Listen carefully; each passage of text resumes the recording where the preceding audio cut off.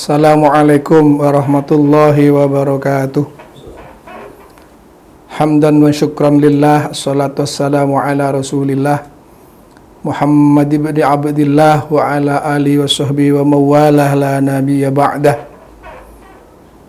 Para pemirsa Kurma Wangi yang dirahmati Allah, alhamdulillah dengan nikmat yang telah kita terima bersama ini, kita bisa melaksanakan kewajiban Allah berupa puasa Ramadan, yang mudah-mudahan kita berharap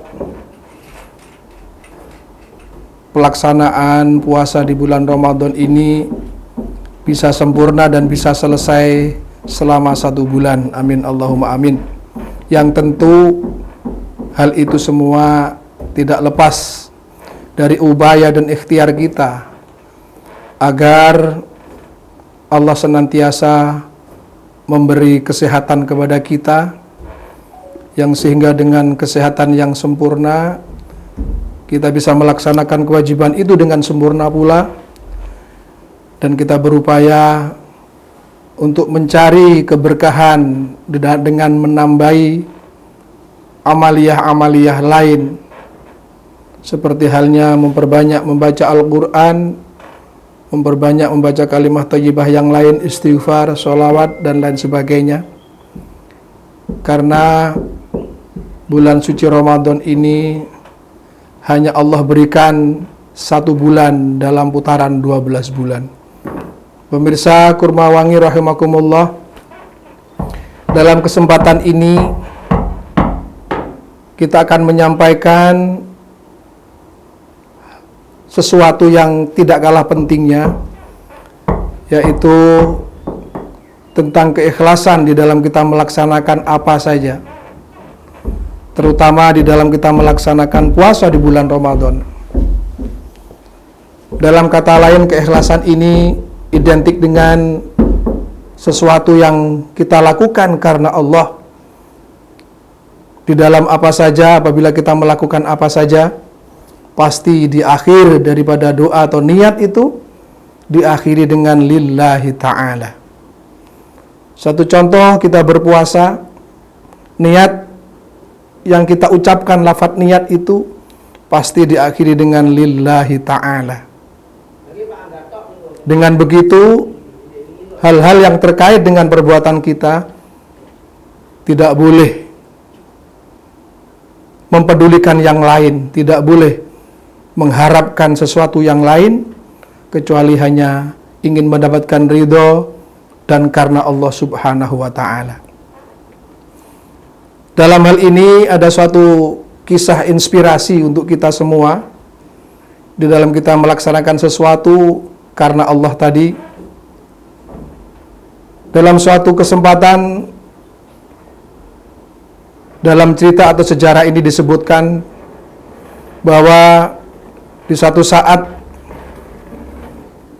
ada seorang raja yang mengikuti peperangan dan akan mendatangi suatu tempat yang akan dijadikan lahan peperangan. Akan tetapi di tengah perjalanan si raja itu marah-marah dan mengumpat-umpat rakyat di sekitar jalanan yang dilewati. Mengapa? Karena jalan yang dilewati itu rusak, jalan yang terjal, batu-batunya berserakan, sehingga sang raja merasa tidak aman. Kaki-kakinya banyak terbentur dengan batu-batuan yang menghalangi perjalanan sang raja.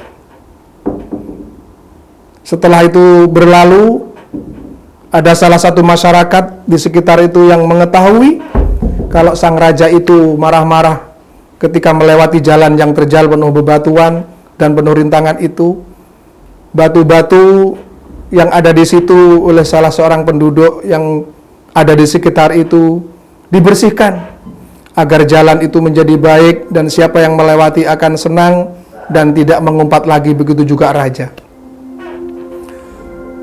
Setelah si fulan membersihkan, dari jalan yang penuh bebatuan, yang penuh rintangan itu, raja mendengar dan tahu bahwa jalan yang tadinya dilewati tidak lagi banyak batu dan banyak rintangan. Si fulan melaksanakan, membersihkan itu dengan penuh ikhlas dan karena Allah, tidak karena siapa-siapa. Karena jalan itu akan dilewati oleh banyak orang, bukan hanya seorang raja. Yang akhirnya raja tahu kalau jalannya sudah baik dan dicari. Siapa yang membersihkan jalan yang tadi saya lewati, yang penuh dengan bebatuan itu? Ditanya dan ditanya di masyarakat sekitar, yang akhirnya ketemu juga bahwa yang membersihkan jalan tersebut adalah si fulan. Maka si fulan dipanggil oleh raja untuk hadir di istana. Apa yang terjadi? Para pemirsa Kurmawangi, si fulan diberi hadiah uang yang tidak ternilai harganya karena kebaikan dan ketulusan, karena apa yang ia lakukan karena Allah, tidak semata-mata karena yang lain. Dengan begitu kita bisa mengambil hikmah dan intisari dari apa yang saya sampaikan dalam kesempatan ini, bahwasanya ketulusan, keikhlasan akan membawa sesuatu yang luar biasa yang tanpa diduga, dan itu semuanya Allah sendiri yang akan memberikan.